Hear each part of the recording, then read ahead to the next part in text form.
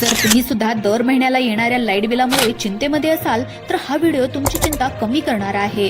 व्हिडिओमध्ये चिमूटभर मीठ आणि एक पेपर जो आपण काही लिहायला वापरतो त्याच्या मदतीने तुम्ही लाईट बिल अगदी निम्म्यापेक्षा कमी होणार आहे। एका पेपरच्या मदतीने लाईट बिल कसं कमी होऊ शकतं असा प्रश्न तुमचा असणारच आहे, कारण की ही माहिती एकदमच नवीन आली आहे। या अगोदर तुम्ही असं काही पाहिलेलं देखील नसेल। चला तर मग माहिती घेऊयात की एका पेपर आणि छोट्याशा मिठाच्या मदतीने कसं होतंय लाईट बिल कमी। आता लाईट बिल हे जास्त का येतंय किंवा कमी कसं होतं याविषयी प्रत्येकाची मतं वेगवेगळी आहेत आणि याच्याविषयी तुम्हाला युट्यूबवर देखील बरीच माहिती भेटेल।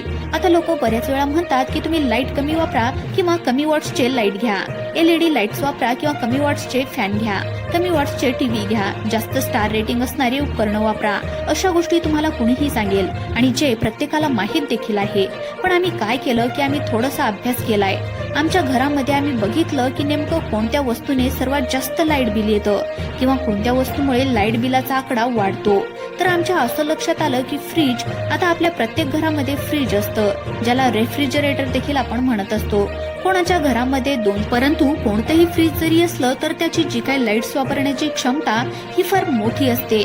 तर ते 3 स्टार असू द्या, 5 स्टार असू द्या, तर त्याच्यामध्ये कॉम्प्रेसर असल्यामुळे मोठ्या प्रमाणामध्ये लाईट ओढतं। असं आमच्या लक्षात आलं की एक साधारण फ्रीज जरी असलं तरी ते अगदी 3 ते 4 युनिट 5 युनिट पर्यंत दररोज त्या ठिकाणी लाईट बिल वापरत असतं। मग आम्ही एका अशा टिप्स तुम्हाला व्हिडिओमध्ये सांगतोय की ज्या अगदी सोप्या टिप्स आहेत। या टिप्स जर वापरल्या तर तुमचं लाईट बिल निम्म्यापेक्षा कमी होऊ शकतं। या टिप्स फ्रीजच्या संबंधित आहेत, परंतु कोणतं जरी फ्रीज असलं तरी त्याची जी काही लाईट वापरण्याची क्षमता ही फार मोठी असते।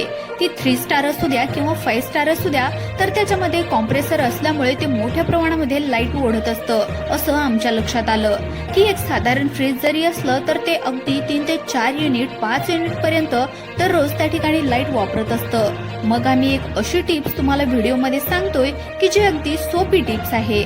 ही टिप्स जर तुम्ही वापरली तर तुमचं लाईट बिल निम्म्यापेक्षा कमी होऊ शकतं। या टिप्स फ्रीजच्या संबंधित आहेत, पण या जाणून घेतल्याच्या नंतर कदाचित तुम्हाला देखील भरोसा बसणार नाही इतकं लाईट बिल तुमचं कमी होऊन जाईल। तर आता काय होतं हे सगळ्यात अगोदर लक्षात घ्या की फ्रीजचा वापर करत असताना 2 गोष्टी आपल्याला काळजीपूर्वक लक्ष ठेवायच्या आहेत की आपण नेहमी चुका करतो आणि त्यामुळे जवळपास दुप्पट बिल आपण भरत असतो। तर काय करायचं आहे, आता बऱ्याच वेळा आपण फ्रीज वापरणारे लोक आहेत तर त्याचा जो काही कूलिंग स्पीड आहे तो नेहमी फुल ठेवलेला असतो। आता तो फुल ठेवण्याची गरज नाही, तर तो नेहमी लो लेवल म्हणजे अगदी कमी स्पीडवर ठेवला पाहिजे। आता तुम्ही तो मिडल किंवा लो किंवा हाय मध्ये याचा एवढा काय फरक होणार आहे, त्याने काय एवढा फरक पडेल। तर आता प्रत्येक फ्रीज मध्ये कॉम्प्रेसर असतो। मग आता जर तुम्ही तुमचा जो काही कूलिंग स्पीड आहे जर तो फुल ठेवला तर जो काही कॉम्प्रेसर आहे तर तो कॉम्प्रेसर सातत्याने चालू होईल आणि जास्त वेळ नियमितपणे चालू राहील। मग हा तुमचा कॉम्प्रेसर जितका जास्त वेळ चालेल तितका जास्त वेळ चालू बंद होईल आणि तो तितके जास्त लाईट वापरेल आणि तितकं लाईट बिल पुन्हा वाढेल। पण तो जर तुम्ही तुमची कूलिंग स्पीड लो वर जर ठेवलं तर तो कॉम्प्रेसर कमी वेळ चालेल किंवा कमी अंतराने चालू होईल आणि लवकरात लवकर बंद देखील होईल आणि त्यामुळे तुमचं लाईट बिल कमी होऊ शकेल। मग आता तुम्ही म्हणाल की आम्ही कशाहून समजून घ्यायचं की आमचं फ्रीज जास्त लाईट ओढतंय, तर यासाठीच आम्ही एका कागदाची आणि एका मिठाची एक चाचणी तुम्हाला सांगतोय की त्याद्वारे तुम्ही तुमच्या फ्रीज मधून मोठं लाईट बिल वाचू शकता। आता दुसरी गोष्ट, भरपूर लोक काय करतात, फ्रीज जो आहे तर तो एकदम भिंतीला चिटकवून लावतात। चिटकून बऱ्याच ठिकाणी किचन मध्ये जागा नसते, पण फ्रीज जर भिंतीला चिटकून जर लावला तर काय होतं, तर त्यासाठी तुम्हाला जे काही आपलं भौतिक शास्त्र आहे त्याचा कूलिंगचा नियम जाणून घ्यावा लागेल। काय होतं, एखादी गोष्ट ज्यावेळेस आपण फ्रीज मध्ये ठेवतो थंड होण्यासाठी, तर त्यावेळेस त्या गोष्टीचं तापमान, ती फ्रीजच्या आतमधलं तापमान त्याच्यामध्ये फरक असतो। अर्थातच ती गोष्ट गरम असते फ्रीजच्या तापमानापेक्षा, मग ती जी काही गरमी आहे किंवा ती काही हीट आहे तर ती हीट ते फ्रीजच्या बाहेर सोडत असतं वातावरणामध्ये। मग बाहेर सोडत असताना काय होतं, तर ते एकदम जर भिंतीला चिटकवून ठेवलं असेल तर त्याला तेवढा स्पेस मिळत नाही किंवा तेवढं याला वातावरण मिळत नाही, त्यामुळे त्या आतमध्येच बॉडीमध्ये उष्णता राहते। मग त्यामुळे कॉम्प्रेसर जास्त वेळ चालत राहतो। कॉम्प्रेसर जास्त वेळ चालला की तो जास्त ऊर्जा वापरतो आणि गॅरंटेड तुमचं लाईट बिल वाढत असतं। मग यामुळेच तुम्ही तुमचा जो काही फ्रीज आहे तर तो भिंतीपासून कमीत कमी 1.5 फूट अंतरावर ठेवला पाहिजे। जास्तीत जास्त तुम्ही लांबही ठेवू शकता। आता यानंतरची पुढची जी काही गोष्ट आहे तर ती 99% लोक चुकीची करतात। फ्रीज वापरताना ती म्हणजे काय करतात की तुमचं जे काय फ्रीज आहे, फ्रीजचा दरवाजा ज्यावेळेस तुम्ही उघडता, एखादी गोष्ट काढण्यासाठी उघडता किंवा एखादी गोष्ट फ्रीज मध्ये ठेवण्यासाठी दरवाजा उघडताना जर त्या रूम मध्ये फॅन चालू असेल तर तुमचं लाईट बिल वाढतं, तुमचं फ्रीज जास्त लाईट ओढतं, तुमचा कॉम्प्रेसर जास्त चालतो. आता तुम्ही म्हणाल नुसता फॅन चालू झाल्याने आणि फ्रीजच्या लाईट वाढण्याचा काय संबंध आहे? तर साधी आणि सोपी गोष्ट आहे. ज्यावेळेस तुम्ही फ्रीज उघडता आणि फॅन चालू असतो तर त्यावेळेस होतं काय की त्यामध्ये जी काही गोष्ट तुम्ही बाहेर काढता तर त्या गोष्टी बरोबर गार हवा देखील, त्यातलं जे काही गार एअर आहे तर ते देखील बाहेर येतं आणि गरम हवा त्याच्यामध्ये जे काय आहे तर ते प्रवेश करते आणि बंद केल्याच्या नंतर त्या कॉम्प्रेसरला जास्तीत जास्त काम करावं लागतं आणि त्यामुळे तुमचं लाईट बिल जास्त वाढत असतं. त्यामुळेच तुम्ही ज्यावेळेस काही गोष्टी ठेवायच्या असतील किंवा काढायच्या असतील तर त्या केसमध्ये तुम्ही त्या रूम मधला फॅन बंद करायला पाहिजे आणि मगच तुम्ही दरवाजा उघडून त्या गोष्टी काढल्या पाहिजेत, ठेवल्या पाहिजेत. मग बंद केल्यानंतरच तो फॅन चालू केला पाहिजे. मग आता ह्या झाल्या काही सोप्या टिप्स. पण आता मग हे कागद आणि मिठाची जी काही टिप्स आहे तर ती कशी वापरायची, त्याने कसं होईल तुमचं लाईट बिल कमी? तर आता काय होतं, सगळ्यात महत्वाचं जे काही कारण आहे लाईट बिल वाढण्याचं तर ते कारण म्हणजे एअर लिकेज किंवा गॅसचा लिकेज. आता काय होतं, जे काही फ्रीज आहे तर फ्रीज म्हणजे एक पॅक बंद डब्बा आहे जो अगदी एअर टाईट असतो, म्हणजेच हवेचा कण देखील बाहेर येणार नाही इतकं पॅकिंग त्याला केलेलं असतं.